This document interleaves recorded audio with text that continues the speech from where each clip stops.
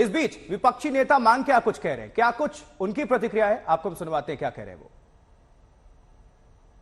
सदन के अंदर एमपीस को इतना क्यों समझाने की जरूरत होती है पता नहीं। शायद सत्तापक्ष की एमपीस को भी काफी सारे सवाल है, क्योंकि उन लोगों भी आम लोगों के सामने जाते हैं। आम लोग बीजेपी पार्टी की जो नुमाइंदे होते हैं उनको भी पूछताछ करते हैं कि भाई नौकरी किधर है। किसान पूछते हैं कि हमारा एमएसपी किधर है, कोई पूछता है हमारा रोजगार किधर है। तरह तरह की डिजिटल बात करते करते करते करते थक गए हम लोग। देखिए, हम टॉक आउट नहीं चाहते, हम इसका कोई ना कोई निवारण चाहते हैं। सवाल किसी व्यक्ति विशेष का नहीं है। सवाल जो नियंत्रण की संस्थाएं हैं, जो मार्केट्स को नियंत्रित करती हैं, उनकी विश्वसनीयता का है। ये दुर्भाग्यपूर्ण बात है कि एक कंपनी जिसको कोई भारत में जानता भी नहीं है, वो एक रिपोर्ट जारी करती है और $100 बिलियन का नुकसान हो जाता है। तो क्या जो हमारी नियंत्रण वाली संस्थाएं हैं, सेबी है, आरबीआई है, उससे कहीं पे चूक हुई है? क्योंकि ये भारत की विश्वसनीयता के ऊपर एक प्रश्न चिन्ह लगाता है एज अ सिक्योर मार्केट। सारे एसेट्स उनके हवाले कर दिए गए हैं, पोर्ट्स हो, एयरपोर्ट्स हो, मिनरल्स हो, कोल हो, सीमेंट हो, तो पावर हो, सब चीज एक ही इंसान के पास है। इतना उनका मार्केट वाइप आउट हुआ है, इस पर चर्चा होनी चाहिए और इस पर हम बार बार आवाज उठाते रहेंगे। हिमांशु मेरे सहयोगी इस वक्त तमाम जानकारी के साथ जुड़ रहे हैं। हिमांशु, देखिए, बड़ा सवाल यहाँ की एजेंसियों पर भी उठ रहा है, चाहे वो बैंक्स हो या फिर जिस तरीके से आरबीआई इस पूरे मामले में सामने आया है, उनकी निष्पक्षता को लेकर अब सबकी नजर उसी पर टिक गई है। विपक्ष लगातार कह रहा है कि जो चीजें हिंडनबर्ग रिपोर्ट में मेंशन की गई हैं, उसको लेकर एक सार्थक चर्चा हो। देखिए, बिल्कुल विपक्ष ये चाहता है कि चर्चा हो, लेकिन वो ये चाह रहे हैं कि इस पे जेपीसी बनाई जाए, क्योंकि जेपीसी कमेटी जब बनाई जाती है तो दोनों सदनों के जो है सदस्य उसमें रखे जाते हैं। 31 सदस्य जो है वो रखे जाते हैं, नेहा, और हर पार्टी की जो स्ट्रेंथ है उस स्ट्रेंथ के अकॉर्डिंगली जो है उसमें उनके सांसदों की संख्या रहती है। ऐसा पहली बार नहीं है कि जेपीसी की मांग की जा रही हो और जेपीसी नहीं बनाई जा रही हो। पहले भी ऐसा होता रहा है, जेपीसी की मांग विपक्ष या पार्टी, चाहे वो कोई भी दल विपक्ष में रहे, वो जेपीसी की मांग कई मुद्दों पे करते हैं।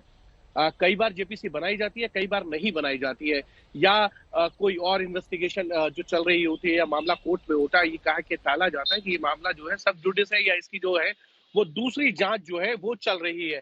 तो ऐसे में अब देखना ये है कि जेपीसी के लिए क्या सरकार तैयार होती है, क्योंकि राष्ट्रपति का अभिभाषण जो है वो बहुत इंपॉर्टेंट है, उस पर चर्चा होनी चाहिए, उस पर धन्यवाद प्रस्ताव जो है वो पारित होना चाहिए। और प्रस्ताव आज राष्ट्रपति के अभिभाषण पर पारित होना है, इस पर भी सबकी निगाहें टिकी हुई है। लेकिन इस बीच आपको लिए चलेंगे सीधे मुंबई, जहां से हमारे सहयोगी आशीष इस वक्त तमाम जानकारी के साथ जुड़ गए हैं। आशीष, सुबह मार्केट 400 अंक की बढ़त के साथ खुला था, इस वक्त क्या ताजा स्थिति है? अडानी ग्रुप के शेयर्स किस तरीके से परफॉर्म कर रहे हैं, क्योंकि सभी सुबह लाल निशान के साथ खुले थे? देखिए, सेंसेक्स तो अगर देखा जाए तो 200 अंक ऊपर है, लेकिन लगता नहीं है देखकर कि लोगों की नजर सेंसेक्स पे है, क्योंकि सब लोग सिर्फ अदानी ग्रुप के स्टॉक्स पे नजर गाड़े हुए हैं। अदानी एंटरप्राइजेस की भी स्टॉक अगर देखें तो सुबह के समय या अभी भी लगभग 30% नीचे है। अदानी पोर्ट्स, पावर ट्रांसमिशन सारे 5 से 10% नीचे ही चल रहे हैं। देखा जाए तो अदानी एंटरप्राइजेस के जो शेयर है लगभग 1000 के आसपास आ गए हैं, जो अगर आज की तारीख में एफपीओ से कंपेयर करें तो आधे से भी कम हो गए हैं। तो कल काफी लोगों को जो लग रहा था कि काफी बोल्ड डिसीजन था कि एफपीओ को वापस ले लिया गया है, आज देखा जाए तो काफी वो सेंसिबल डिसीजन लगेगा। बिकॉज अगर एफपीओ को आगे लेके गए होते तो जो भी इन्वेस्टर्स होते वो आज की तारीख में ही काफी लॉस पे बैठे होते, जिसे मार्केट जार्गन में मार्क टू मार्केट लॉसेस कहा जाता है। तो एक तरीके से देखा जाए तो अच्छा ही डिसीजन हुआ कि एफपीओ को विड्रॉ कर लिया गया। अब तक 35% तो शेयर्स गिर चुके हैं अडानी ग्रुप के। निकट भविष्य में अनुमान है कि शायद और इनके शेयर्स गिरेंगे इनके ग्रुप के। देखिए, अभी भी अगर हम लोग खबरों के फ्लो को देखें तो कोई ऐसी पॉजिटिव न्यूज फ्लो आई नहीं है, वेदर वो आरबीआई हो, सेबी हो, एसएनपी डाउ जोन्स हो, क्रेडिट स्विस, सिटी ग्रुप, जिसको भी आप देखें नेगेटिव न्यूज फ्लो ही आई जा रहे हैं। तो इसीलिए ये तय है कि ऐसा नहीं है कि stock is clearly out of the woods as of now. अभी भी उसमें काफी प्रेशर है, सेलिंग प्रेशर आएंगे ही।